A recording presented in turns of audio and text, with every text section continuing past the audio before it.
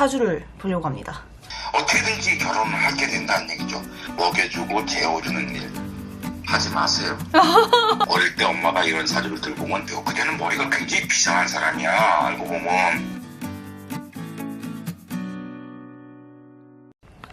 오늘은 제가 집에서 전화를 해가지고 사주를 보려고 합니다.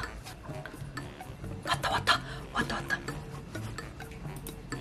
어떤 겨울날 큰 태양의 모습으로 사주에 나타나 있는데 공부를 좀 많이 하셨으면 좋겠는데, 그래서 이런 사람들은 어릴 때 엄마가 이런 사주를 들고 오면 아이를 어떻게든지 유학을 보내서 공부를 시키십시오라고 얘기하는 그런 모습이 있죠. 근데 우리 송수연님은 유학은 갔다 오셨어? 아니요, 저는 안 갔다 왔어요.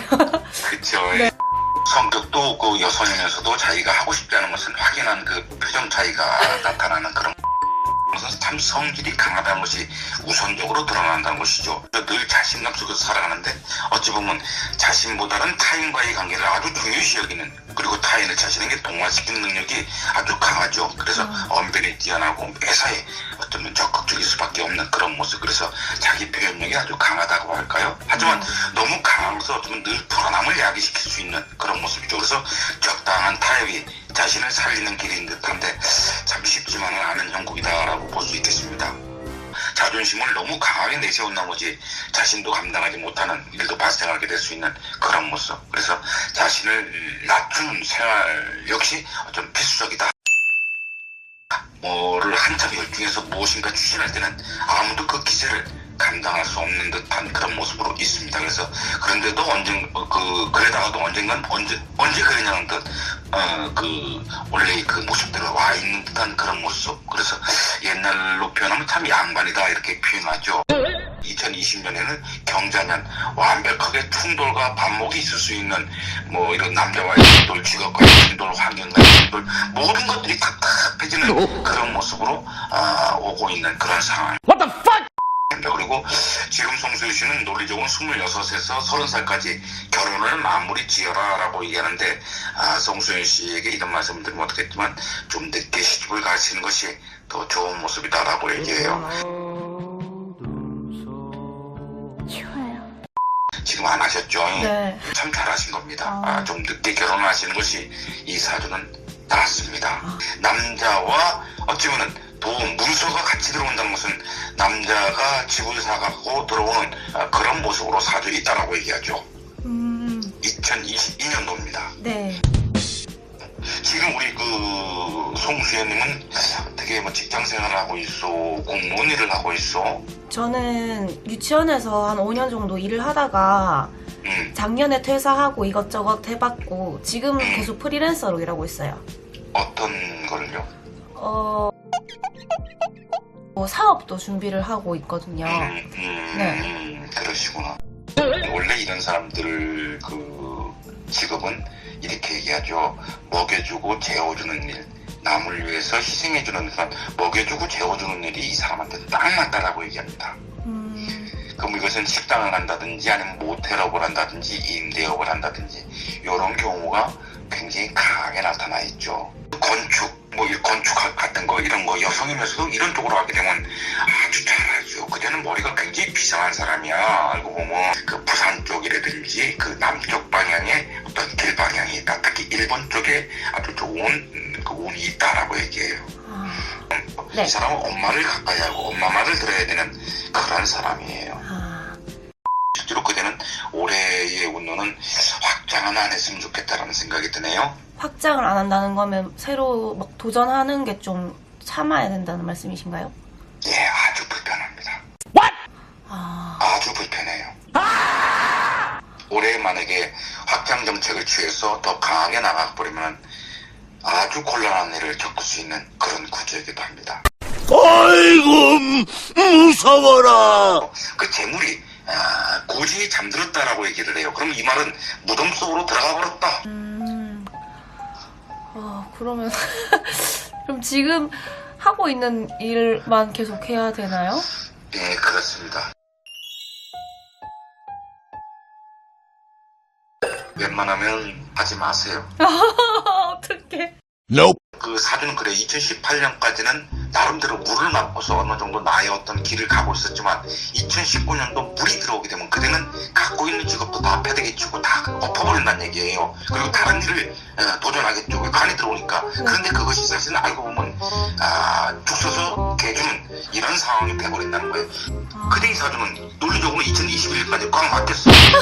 갑자기 작년에 해수 반물이 들어오다 보니까 반물이라는 게 뭐예요? 그래서 지금 반물이 들어왔다 보니까 그거에 빠져서 그 술집을 차리려고 하는, 사실 그때는 술집을 하게 되면 일시적 성공은 거둘 수 있겠지만은 반드시 패한다라고 얘기합니다. 그때는 썩지 않는 물건, 목화의 기운, 즉 아름다움을 다케수라는 직업을 끌고 가야 됩니다. 뭐 미용이라든지 아니면 화장품업이라든지 옷이라든지 뭐 이런 좀 뭔가 연예인 스타일 같은 이런 모습으로 살아야지만이 편안하다는 것이죠. 그런 아름다움을 다케수라는 직업을 갖고 있는 그대의 성격상 충분히 잘해낼 수 있어요. 아름다움이요? 그래서 다른 뚱따지 같은 술집 차린다면 이거 하지 말고 뭐 유튜브 같은 거는 어때요? 그런 걸 차라리 하라 이거야. 아, 그래요? 그런 걸 차라리 하라 이거지. 이 사주라는 것은 디테일하고 섬세한 것은 알 수 없지만 꽃이 피는 시기와 꽃이 지는 시기는 안다라 그래. 최소한 그때는 36이 돼야지만 드디어 이 사주에 꽃이 피는 거예요. 죽을 때까지. 아마 그때부터는 승승장구할 것이다 이렇게 표현합니다. 나중에 아마 1년 뒤에 내년 신수 볼 때 아마 틀림없이 저한테 전화 거실 거예요. 아이고 선생님 말씀이 맞았습니다 이러면서.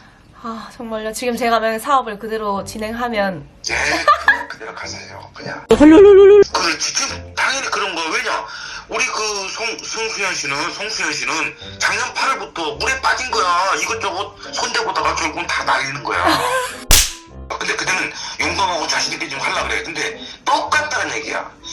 이건 너무한 거 아니냐고? 내가 아까 그대의 성격을 얘기하면서 네. 한참 열중해서 무엇인가 추진할 때는 아무도 그 기세를 감당 못하는 사주거든. 네. 그래서 이 사람이 이거 저질르겠구나. 얘가 마신 건가요? 틀림없죠. 올해 특별히 주의해야 되거나 그런 것도 있을까요? 올해 주의해야 될 것은 관제구설, 주위 환경이 각박하게 돌아가는 관제구설에 조심하시고요. 그리고 남자 조심하시고, 다른 것은 걱정하지 않아도 돼. 다만 올해 그 12월달이죠. 네. 12월달에 작게 신경을 써야 된다라고 얘기해요. 사실 작년 12월달에도 우리 송수현 씨는 뭐가 그래 바빴는지 모르겠지만 우왕좌왕 아주 뭐 난리가 나는 이런 모습이었다라고 얘기해요. 근데 올 12월달은 아주 피곤한 12월달이 될 것이다. 그래서 외출이라든지 이런 것을 자제하는 것이 바람직하지 않겠나라는 생각을 해보네요. 네. 감사합니다. 아무튼 올해 오는 그대에게는 변화와 변동, 반목의 계절, 이 반목의 그 해다라고 얘기하면 딱 맞아. 그래서 올해는 그냥 있는 것만 해도 지키는 것이 그대에게는 큰 수확이다라고 얘기해요. 제가 공부를 했었어야 됐다고 하시는데 그때는 공부만이 살 길이었었어요. 그럼 지금은 공부를 하면 좀 늦었는 건가요? 저는 평생을 조선시에서 영접을 하다가 54살이 넘어서 공부를 해서 이것을 해먹고 살고 있어. 이 세상에 공부하는 시기는 따로 있는 게 아니고 그냥 늘상 공부를 하는 것입니다. 그대는 뭐 잘할 수 있을 거야. 지금 약간 하려고 했던 술집을 좀 걱정이 돼가지고. 근데 아마 그대는 하시게 될 거예요. 사실은 그대의 성격을 아무도 막을 수는 없어요. 자기가 빠지는 이런 상황이 발생할 수 있다라고 얘기해요. 내가 그래서 적당한 타협이 자신을 살리는 길인 듯한데 쉽지만은 않은 형국이다라고 얘기해요. 적당히 또다시 그런 상황이 오면 또 옛날 일을 잊어버리는 이런 모습으로 나타난다라고 얘기해요. 네, 감사합니다.